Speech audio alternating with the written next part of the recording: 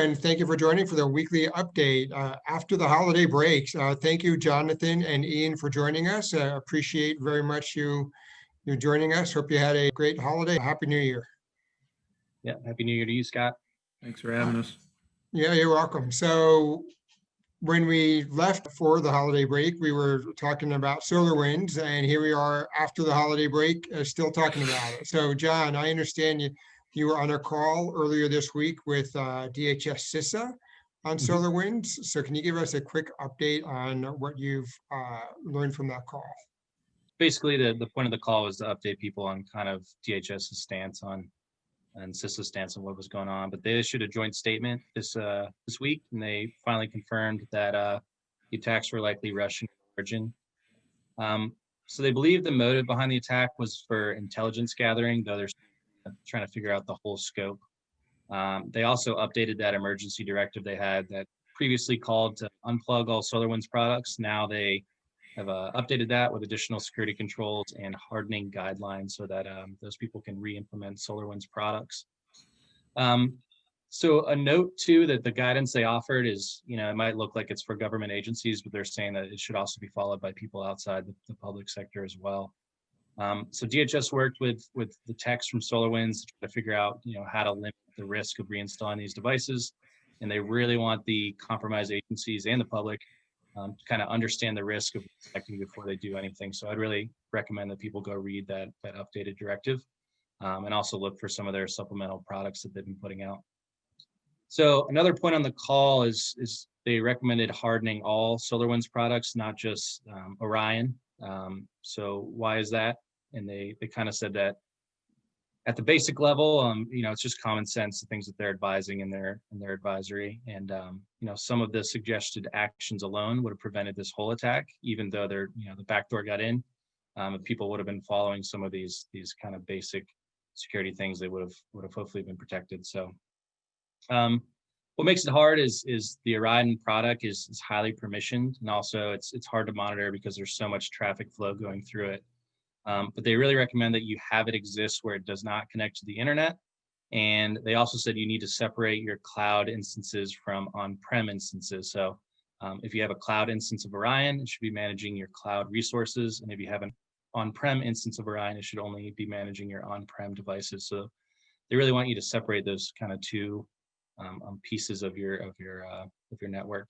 So the other thing they really cautioned against is they want people to continue updating software and hardware as quickly as they can.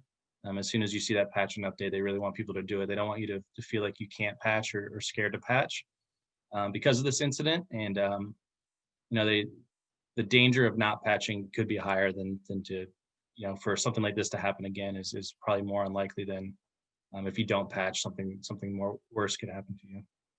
So they kind of finished out with a little bit of the adversary activity and, what were these actors doing once they compromised SolarWinds. They did note that SolarWinds was not the only method that these actors were using. It was definitely primary, but there was a lot of other things they're doing as well.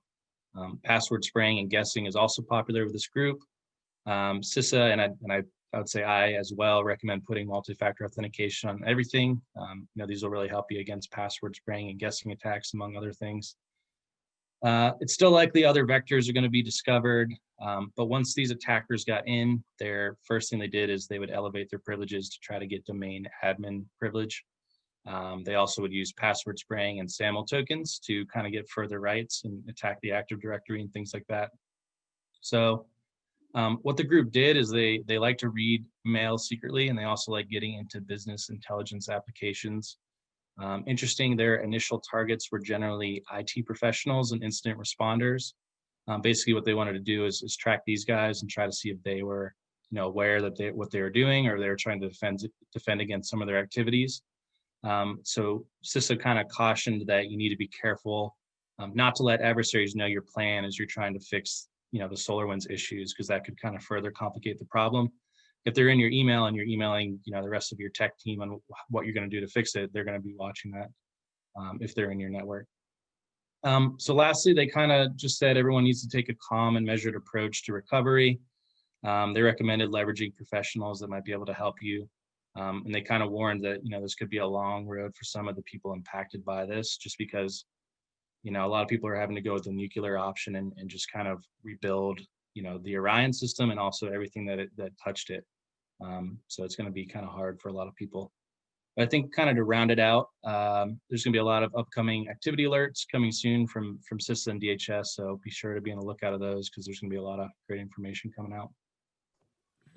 Yeah, so thank you for that, Jonathan. I've been doing this for a long time, and I've seen lots of incidents, and I must confess that this is really the most open and transparent I've seen DHS and the federal enterprise in sharing not only the tactics and techniques, but also advice on how to remediate and recover from. So thanks for sharing some of those details, which was really a very detailed call earlier in the week. But it never ends with SolarWinds, or so it seems. So in addition to the CISA call, we wanted to touch base on the Microsoft source code. There have been some reports that Microsoft source code was accessed. So what can you tell us about that? Yeah, sure. That was kind of the big update to the story over the holidays. So Microsoft, they've been kind of posting further details surrounding their internal investigation. They were impacted by SolarWinds, just like a lot of other people were. So in their blog post, they kind of said that they found no evidence of access to production services or customer data. So that's great. But obviously the investigation is still ongoing. They also reported that they didn't see any evidence of SAML tokens being used to elevate privileges. We know that we've seen that in a lot of other attacks by this actor. So that was interesting. So while the SAML tokens weren't used, they did see some other malicious SolarWinds activity in their network. They do note that the activity did not put at risk any of the security of their services or any of their customer data. But during the investigation, they discovered that one account had been used to view the source code in a number of their code repositories. Fortunately, the account did not have permission to modify any code or engineering systems. And they kind of confirmed that it didn't make any changes to the source code. But obviously, it's a little alarming that these guys might have been able to view some of that, even though Microsoft seems like they take a pretty strong stance against making sure nothing gets pushed out that shouldn't. Yeah, thank you, John. So Ian, so one of the points that they made on the CISA call earlier this week was that this SolarWinds event is not the only event worth paying attention to. So to foot stomp that point, the NSA gave some advice earlier on discontinuing TLS. So what can you tell us about that? Yes, Scott. First off, thank you. The NSA really wants organizations to stop using TLS versions 1.0 and TLS version 1.1. This week, they released a pretty detailed PDF meant to assist companies in replacing the older versions of TLS with TLS 1.2 and even better, TLS 1.3. As we know, TLS 1.0 and 1.1 are highly susceptible to attack. Some threat intelligence gathered by the NSA has suggested that these older protocols may be of high interest to nation-state actors and that they're easily exploitable with minimal resources, effort, and time. So some companies have actually already started the push towards TLS 1.2 and 1.3. Google and Mozilla did a really great job of discontinuing the use of the older protocols altogether. However, some researchers have found that over 850,000 websites are still using older versions of the protocol, which may indicate that companies are slowly making the transition. Just a couple NSA recommendations here. I'm not going to go over all of them. They want companies to monitor networks for obsolete TLS traffic. They want companies to configure alerts to notify analysts to server and or clients that attempt to connect using TLS 1.0 or 1.1. And then lastly, inspect the traffic and then block the connections accordingly. So the report that the NSA provided was very detailed. I found it pretty useful. If you haven't had time or a chance to read it over, please take a few moments to check that out. Yeah, thank you, Ian. So where did you find that, and where can our constituents find that? It came through an email channel. I have the PDF available. If anybody needs access to it, feel free to send us a email at operations, and we'll be sure to get that to you. There's also Awesome. a daily report as well. Great. Thank you. Thank you very much. So John, we heard from DHS, we heard from NSA, and now you're about to tell us some news from the FBI and a Gregor ransomware. Yeah, we got the trifecta this week.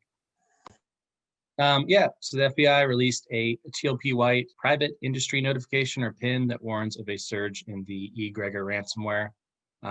So the ransomware operations, they're primarily targeting private sector companies worldwide and have impacted over 150 victims since September of last year. So it's quite a big number for even a large ransomware group. 150 victims, it's pretty big. So the FBI warns that because of the large number of actors involved in deploying eGregor, the tactics, techniques, and procedures used in its deployment can vary wildly, creating significant challenges for defense and mitigation. So eGregor often targets business networks and employee personal accounts that might share access with business networks or devices. So this is a great reason to have your personal account equipped with multi-factor authentication. So I know we talked about this before, but once an attacker gets into your personal account, I mean, realistically, they could get access to any other services that you have tied to it. So your bank, if your business account's somehow attached to your personal account as well, they can just go in and start resetting passwords and get access to all the other stuff. So at a minimum, you always want to make sure that that personal account that you use for everything is multi-factor authentication on it to kind of protect yourself.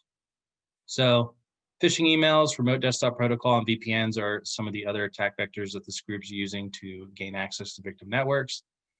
They're also using 7-zip and rclone to exfiltrate data. They're definitely following the trend of other ransomware groups and are stealing data for extortion before encrypting systems. So basically, they're going to steal as much data as they can, then encrypt your system, and then if you decide not to pay, they're going to say that they're going to leak that out, which can cause more problems to you. So that's kind of the incentive that people to try to get people to pay there. So the FBI did list a couple mitigation measures in the report that people should be taking. One is to back up critical data offline, ensure copies of critical data are in the cloud or on an external hard drive or storage device. Secure your backups and ensure data is not accessible for modification or deletion from the system where the data resides. They recommend installing and regularly updating your antivirus and anti-malware software on all your hosts. Only use secure networks and avoid using public Wi-Fi networks. Use two-factor authentication and do not click on unsolicited attachments or links in emails. They also recommend, kind of looking at recent RDP vulnerabilities.